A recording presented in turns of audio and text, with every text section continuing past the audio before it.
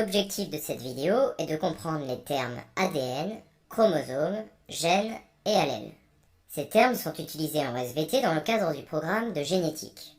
Commençons par définir ce qu'est l'ADN. L'ADN est une molécule présente dans le noyau de nos cellules et qui contient toute l'information génétique d'un individu. Chacune de nos cellules contient donc la même molécule d'ADN qui s'est répliquée à partir de la cellule œuf issue de la fécondation. Pour rappel, la fécondation est le moment où le spermatozoïde du père va fusionner avec l'ovule de la femme pour former une cellule œuf unique. C'est cette cellule œuf qui va se diviser et former toutes les cellules qui composent actuellement notre corps. Nous avons des milliards de cellules. Voyons à présent ce qu'est un chromosome. La plupart du temps, l'ADN est invisible dans le noyau des cellules. Cependant, lors des périodes de division cellulaire, l'ADN va se compacter et s'associer à des protéines pour former ce que l'on appelle des chromosomes. On parle alors de condensation de l'ADN. La taille et le nombre de nos chromosomes peuvent varier. Par exemple, chez un humain, on compte 46 chromosomes, soit 23 paires. En effet, les chromosomes vont toujours par paires, puisque nous avons 23 chromosomes hérités de notre père et 23 chromosomes hérités de notre mère. Sur ce schéma, on peut voir deux chromosomes humains qui composent la paire de chromosomes 1. Chacun des chromosomes est constitué d'une chromatide, on parle alors de chromosomes simples. Il y a donc deux chromosomes, le chromosome bleu hérité du père et l'autre chromosome hérité de la mère. À l'intérieur de chaque chromatide, on retrouve l'ADN qui a été compacté avec des protéines. Dans les cellules, les chromosomes peuvent également apparaître sous une autre forme. Lors du moment de la réplication, notamment, chacune des chromatides va se dédoubler, c'est-à-dire qu'elle va produire une copie d'elle-même.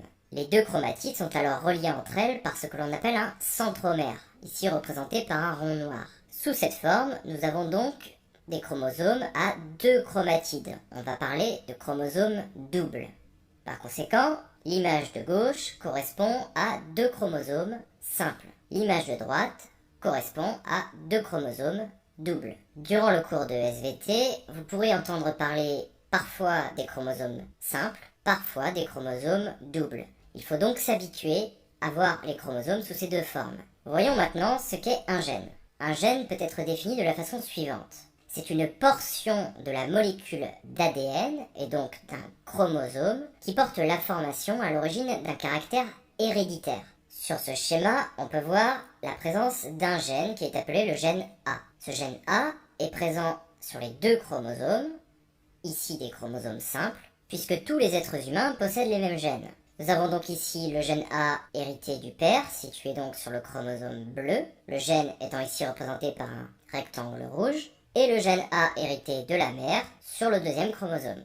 Comme je l'ai dit précédemment, un gène est une position sur le chromosome. Par conséquent, il peut exister d'autres gènes sur ce même chromosome.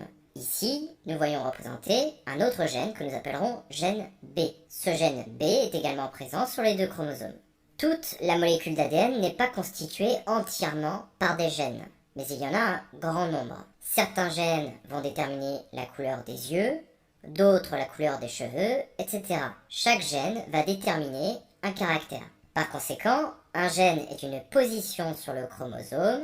Nous possédons toujours deux fois ce gène, puisqu'il est présent au même endroit sur la même paire de chromosomes. Voyons maintenant ce qu'est un allèle.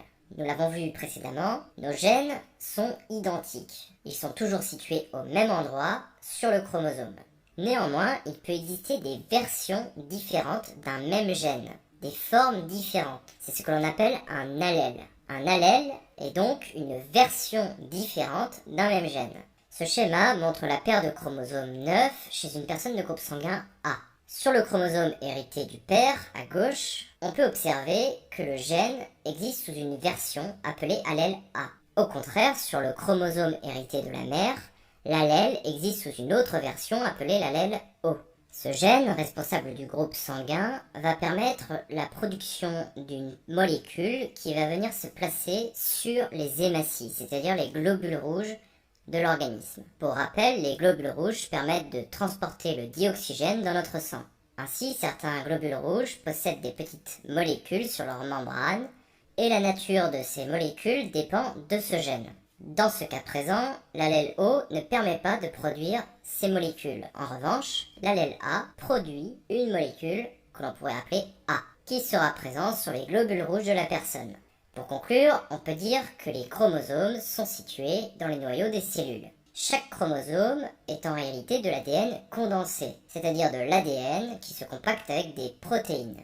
L'ADN, quant à lui, est subdivisé notamment en petites portions que l'on appelle des gènes. Un gène est donc une position sur la molécule d'ADN, et il existe différentes versions d'un gène que l'on appelle des allèles.